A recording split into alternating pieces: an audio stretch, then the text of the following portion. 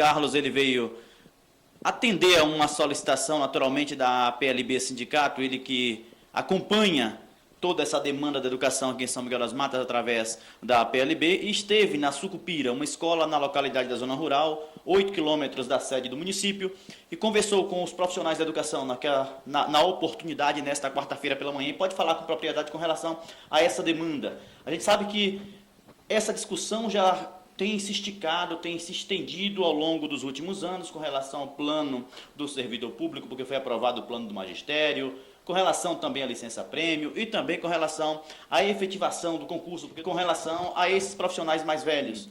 E doutor Luiz pode falar com propriedade com relação a essa reunião. Um abraço, seja bem-vindo mais uma vez à Criativa Online. Obrigado, Magno. Boa tarde com esse público seleto da Criativa Online. Na verdade, nós tivemos essa discussão, viemos acompanhando já isso há algum tempo, a discussão da questão do plano dos servidores da educação, e já tivemos algumas reuniões com o secretário. Estamos aí na fase de discussão desse plano. Na última vez que tivemos reunião com o secretário nos prometeu de que iria encaminhar esse plano, já estava já na fase final de elaboração, inclusive pediu algumas opiniões a respeito de alguns detalhes que precisavam ser ajustados, e nós esperamos, acreditamos muito, nós sabemos da vontade que o secretário tem de fazer as coisas acontecerem. Eu tenho certeza de que ele vai concluir o mais rápido possível esse plano, pensando nos servidores, e vai encaminhá-lo para o prefeito analisar e encaminhar para a Câmara para que ele seja votado e que os servidores possam usufruir desse tão sonhado direito que eles têm e da evolução na carreira que esse plano vai permitir. O que é possível mensurar neste momento em termos de avanço, algo palpável, para que a gente possa sair do tem vontade de fazer, vai fazer, mas o que é possível mensurar em termos de avanço? Vai sair, tem data, enfim, para que a gente saia dessa vontade, porque de vontade, de força de vontade, o poder público, você adentra o poder público em Lages, sabe que o povo está cheio de boa vontade, o povo quer algo palpável, a população quer algo palpável, a categoria quer algo palpável. Não, com certeza. Aí nós discutimos com o secretário e ele tinha nos prometido que aguardasse até agora, o dia 28, que na verdade é a comemoração do Dia do Servidor, para que ele pudesse estar colocando esse plano de discussão e feita uma apresentação para os servidores públicos. E nós estamos nesse aguardo, esperamos até porque aquilo que a gente conversa... A data é propícia? Sim, claro, muito propícia. E tudo aquilo que a gente conversa em reunião, que a gente acorda em reunião, a gente costuma cumprir a nossa parte, e esperamos também que os outros cumpram a parte deles.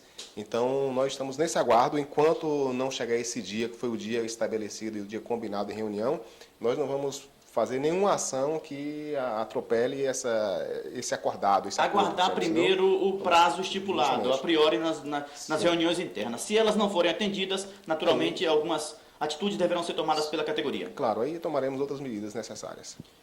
Como têm sido as reuniões com a PLB local e, naturalmente, o contato com o secretário municipal de educação, porque a gente sabe que até certo ponto ele esteve um pouco comprometido com a categoria em São Miguel, mas parece que com o andar da carruagem a coisa vai se ajustando. É necessário essa força da população, o poder que é do povo precisa ser cobrado para quem representa esse povo. E o secretário representa a categoria e, por força dessa categoria, ele tem atendido a categoria como ela merece ser atendida. Como tem sido esse diálogo também com o advogado, o representante da PLB, representante legal no que se refere à legislação? Em todos os momentos que foi demandado, ele sempre tem sido solícito para as nossas reuniões e tem discutido com a gente assim, de uma forma amigável. Obviamente que a gente sabe que tem outros entraves em relação à questão de cumprir as questões que são discutidas em reuniões. Ele não é a última instância no Poder Executivo, e eu sei também que ele tem outros entraves. Também sei que tem... Por que os secretários, sobretudo de educação, porque a maior demanda, a caneta está com quem? Não está com o secretário. Por que se diz que não está sempre, que ele não é a última demanda? É sim, a pasta é dele.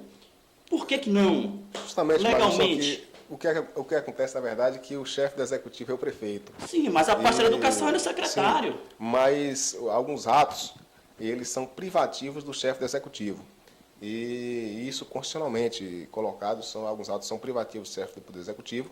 E, em alguns momentos, obviamente, como o secretário é cargo é de confiança. Por que a aprovação de um plano municipal e, naturalmente, um plano de cargos e salários pode vir a afetar algo que está para além daquilo que a Secretaria de Educação controla, demanda, delibera, que são os órgãos que são os recursos do FNDE?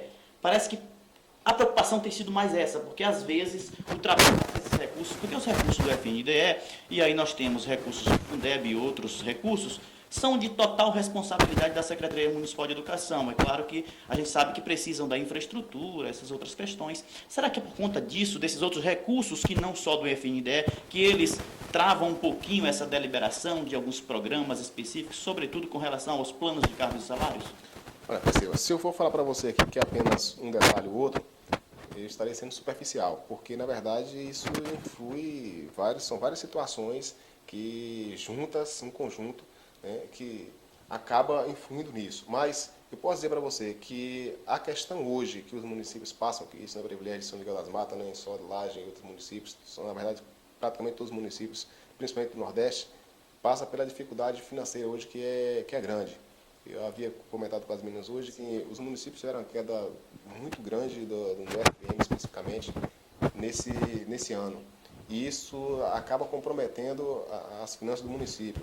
Obviamente que tem algumas situações que não dependem exclusivamente disso. Exatamente. Eu queria saber o que é que Fundeb tem a ver com o FPM, porque a gente é leigo e precisa entender. Eu posso falar para você assim, que do ponto de vista do Fundeb, a gente precisa também sempre fazer uma questão do estudo do impacto que isso vai gerar nas contas municipais. Porque uma discussão que a UPB tem feito, que é interessantíssima, é que o Fundeb não tem nada a ver com o FPM. E tem, porque ele acaba entrando no índice geral, aquele índice constitucional de 54%. Ou seja, se você ultrapassar esse 54%, pode ter certeza que as contas do... Elas são automáticas reprovadas, né? Então, justamente. Então, assim, os prefeitos têm muita preocupação em relação a isso, porque a partir do momento em que você acaba gastando um pouco mais do recurso do Fundeb, ele acaba tendo problema com esse índice pessoal que é previsto. Que parece que esse tem sido o maior problema, né? Não. Porque até certo ponto a válvula de escape para o funcionalismo público, para adentrar na prefeitura, era a educação. E aí as pessoas perceberam que, como a educação ela sobra em alguns momentos, sobra porque você aplica sempre o mínimo, sempre nivela por baixo, e esse é um problema sério, um problema grave no país do futebol, país da Copa do Mundo, enfim, e tantos outros problemas graves. E hoje você não consegue mais repetir esses erros graves, porque suas contas são barradas automaticamente pelo TCM, incidem diretamente nesse índice. Então, infelizmente, parece que esse é o maior problema que as prefeituras enfrentam com relação à educação, que é esse índice de pessoal, né? Sim, a discussão hoje, como eu havia antecipado para você, é a discussão no sentido de ou modificar a lei de responsabilidade fiscal para poder mudar essa questão do índice, os valores percentuais. Porque a gente pensa que o problema é só a educação, mas não é só a educação, o problema é o contexto. Entendeu? Então, quando você fala nos 60%, o prefeito pode gastar 60%. Só que 60% dele, ou ele gastar até, em vez de 60%, que é o mínimo, ele pode gastar 75%. No caso do município de Laje, por exemplo, está chegando a 75% do Fundeb, está sendo gasto com pagamento de professores. Imagina, ainda tem os outros 40%. Só que isso vai respingar no índice geral, que é o índice 54%. Ou seja, outros segmentos também. Justamente, aí vai respingar nos outros segmentos. Então, esse é o maior problema, é que você, quando você é gestor, você não é gestor só da educação, você é gestor do município como um todo, das outras secretarias também. Então, e quando você vai pensar em alguma coisa, você não vai pensar específico para aquela categoria, mas vai pensar no geral. Então, isso tem dado muito o que falar, muita discussão, e realmente precisa se fazer um estudo de impacto para poder saber até onde vai. Obviamente que aqui, assim, olhando superficialmente, eu não vejo que, ao menos de imediato, esse plano de servidores aqui ele vai trazer um impacto muito grande. Eu não vejo que vai trazer, o impacto vai ser pequeno. Por que existe tanta infração da legislação? Afinal de contas, a lei é feita para inglês ver no Brasil? Na verdade, todas as categorias deveriam ter um plano de cargo de salário, não só da educação, mas todos. Entendeu? Até porque não tem por que o servidor ele ficar estagnado na carreira sem evoluir, sendo que ele pode estudar, pode adquirir graduações e assim por diante. Tanto a LB em nível estadual quanto a nível municipal tem discutido isso, as questões de melhoria da qualidade das escolas de trabalho, porque a valorização do profissional, claro, vai muito além da questão salarial. Obviamente que o que o pessoal clama de mais imediato é a questão salarial, porque é a que dói na barriga, né? O que faz com que você sobreviva é a questão do salário. A PLB está nessa discussão aí para poder ver se repõe, ao menos em parte, essas aulas, visto que os alunos podem ser prejudicados. Então, isso é uma discussão louvável, mostra que a PLB tem responsabilidade social. E aí o profissional que está em casa, o professor precisa também abraçar essa causa, porque ele vai muito para a questão pessoal dele. Quanto menos trabalho para ele, melhor. Ele precisa entender que ele tem que ter a participação dele. O sábado letivo é com aluno. Pois é, justamente. Não é sem aluno. E aí, assim, quando a gente trava essa discussão, quando você enfrenta esses problemas, você vai ter um município que pode aumentar o IDEB, e aí sim, você pode estar... A onda de avaliação externa está chegando aí, é um desafio grande, a secretaria tem suado para que essas aulas de reposição possam acontecer, mas não tem tido calendário, tempo suficiente, profissionais disponíveis para isso. São diversos problemas, mas para você poder, só para a gente poder traçar essa discussão, para entender de que gerir não é fácil. E que quando a gente fala em qualidade de educação, quando a gente fala nas demandas da educação, nas demandas dos professores, elas são imensas. E aí a gente tem que analisar a coisa como um todo, porque se você analisar só as particularidades, a gente acaba não tendo uma ideia real de como a coisa funciona. Para a gente fechar nosso bate-papo aqui com o Luiz Carlos, advogado da PLB Sindicato, que esteve ali acompanhado de Maria Helena, coordenadora, e também de Irene, aqui na redação da Criativa Online.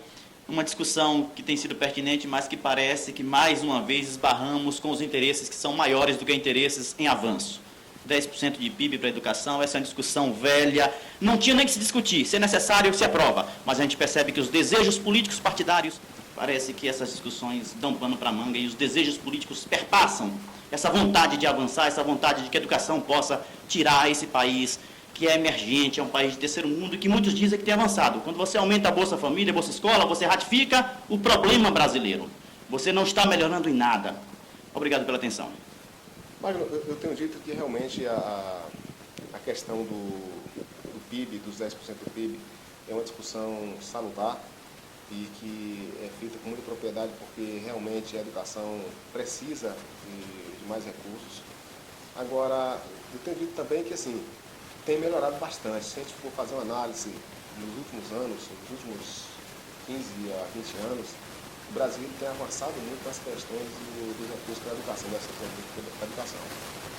Agora... Isso é diferente? Não tem que ser diferente. Não, avanço natural. Tem que ser isso mesmo, tem que avançar. O país que quer crescer, o país que quer atingir aí uma classificação melhor do mundo, tem que realmente investir em educação. Agora, o que eu aproveito até a deixa aqui para poder comentar contigo é que não adianta, por exemplo, a gente destinar 10% do PIB para a educação, se aí nós não consertarmos a questão da legislação, porque senão você vai ter recurso na educação e você não pode transformar isso novamente em salário de professor ou de salário de profissional de educação, porque você tem as leis fiscais que te fream a relação. Sério, então, assim, quando eu comento a situação, eu comento a questão do quadro geral. O que se tem percebido, na verdade, com as políticas brasileiras, e aí a gente está discutindo política em educação, é que você tem apenas fatiado, dividido e não melhorou em nada. A gente não tem melhorado, a gente tem apenas distribuído, mas não tem chegado no processo final. O Brasil é uma referência na América do Sul e na América Latina, mas referência em quê? Referência em quê, de fato? Tem feito a sociedade brasileira melhorar em quê? Os avanços têm sido naturais, que aconteceriam com qualquer outra situação, com qualquer outro grupo político, com qualquer outro, enfim, outro gestor. Não, nesse sentido, eu discordo da sua opinião. Se falar que o país não avançou nos últimos anos, é você fazer um comentário superficial. Tanto não é natural que nós tivemos aí grandes problemas em outros países, inclusive países que eram considerados potência mundial, exemplo dos Estados Unidos, com problema em relação à questão da economia, países que sofreram grandes recessões e que a economia estagnou, outros que a economia, inclusive, teve uma baixa muito grande. E o Brasil, ele acabou diminuindo o ritmo do crescimento, mas ele não sofreu tantos impactos como esses outros países, que inclusive eram potências maiores que o Brasil no cenário mundial. Então, se fosse a tendência natural é quem já é grande, continue grande ou cresça mais. E quando você tem mecanismos que você utiliza para você poder obter um crescimento, você perpassa por essa fase, claro, você sente, não deixa de sentir, aquela famosa frase ex-presidente Lula, quando ele dizia que a crise era marolinha e que muita gente criticou ele naquele momento. É claro que foi uma força de expressão, mas realmente, para a forma como o Brasil estava estruturado naquele momento, o Brasil suportou muito bem. A exemplo que eu posso dizer para você que não é tendência natural é o crescimento dos tigres asiáticos, da China, o crescimento da Coreia. Se você me falar que isso é crescimento natural, aí eu vou discordar, porque tem um trabalho todo para poder da economia. Aí não, porque a influência do externo é muito pequena lá, enquanto que a influência externa no Brasil ela é muito grande. Essa é uma discussão que dá pano para manga naturalmente. Sim, com certeza. Não é? Então, a gente sabe que a influência externa aqui no Brasil é muito grande. E para a gente não fugir um pouco dessa linha, a gente pode discutir um pouco mais sobre isso. A gente vai agradecer aqui a tua participação naturalmente e deixar claro de que quando há desejo, quando há vontade, você tem como retirar sim, você tem como melhorar sim, porque está mais do que ratificado de que o sucesso do país, o sucesso do município, da União, do Estado, precisa perpassar pela educação. Quando você não tem educação de qualidade que perpassa as quatro paredes da sala de aula, nós não teremos um país melhor. E um país que aumenta a Bolsa Escola, a Bolsa Família, ele ratifica apenas o problema, ele teria que diminuir. Ponto. Estou falando com relação à educação, esse é específico. Quando a gente aumenta a cota, a gente ratifica o nosso problema, tem que diminuir cota, educação também. Então, são problemas que são problemas coloniais que ainda perpassam, e pagamos hoje por problemas de FHC e iremos pagar no futuro por problemas de Lula e por problemas de Dilma Rousseff. Segundo turno, segunda gestão sempre tem esses problemas, São Miguel vive o problema da segunda gestão. Às vezes a segunda gestão serve para você poder consolidar seu projeto de governo. Mas aí é o problema, seu projeto de governo depende dos efeitos que ele vai trazer para a população. Obviamente que eu sempre digo que qualquer medida que você tome, ela sempre tem efeitos colaterais. E esses efeitos colaterais a gente às vezes não sabe quais são, só depois com o decorrer do tempo que a gente vai saber quais foram os efeitos colaterais. Obviamente, aquelas medidas econômicas que foram tomadas na época do presidente Lula para poder conter a inflação, para poder segurar o crescimento do país naquele momento de crise mundial, ela teve sua repercussão agora, teve seu efeito colateral agora. Aí o que a gente tem que entender sempre é, o efeito colateral foi maior do que os efeitos benéficos, ou os efeitos benéficos foram maior que os efeitos colaterais negativos. Então, acho que essa é a discussão que tem que ser travada, porque a todo momento, como eu falei, não vai ter medida que você vai tomar para que ela não tenha efeito colateral, até porque nós vivemos numa sociedade que é feita de pessoas diferentes, com classes sociais diferentes. Aquilo que é bom para a classe média não é bom para a classe emergente e vice-versa. Então, alguém vai pagar o preço, entendeu? Aí, em determinado momento, paga o preço à classe média, em determinado estilo do governo, vai pagar o preço à classe emergente. Então, tem essas coisas. E a nível do município também não é diferente. Mas eu não tenho dúvida de que essa discussão amadurecida em relação à questão do plano de cargos e salários aqui dos servidores de educação do São Miguel das Matas, com a boa vontade que a PLB tem de estar fazendo esse enfrentamento. E, claro, eu tenho certeza que a gente vai conseguir chegar a um consenso. Vamos esperar esse dia 28 aí, que é que estamos aqui ansiosos para poder esperar esse dia 28, para saber o que vem nesse dia 28. E nós estamos aqui torcendo para que... Difícil quando você não tem uma Câmara que você pode contar. Digo uma Câmara, porque você não tem representante da educação na Câmara de Vereadores. É lamentável, mas essa é a realidade. A cada fala vão ratificando que a educação ela tem sido relegada a segundo, terceiro plano, infelizmente. Mas nós temos aqui assim, a maior fé de que realmente nesse dia 28 o secretário vai cumprir com a palavra dele, que foi de trazer o plano para discussão com os servidores. E eu tenho certeza que os vereadores eles não vão ser contrários ao desenvolvimento do país, não vão ser contrários ao desenvolvimento da educação do São Miguel das Matas e aos professores do São Miguel das Matas, nem os servidores, porque é uma classe grande que tem bastante influência e, além de tudo, são formadores de opinião também.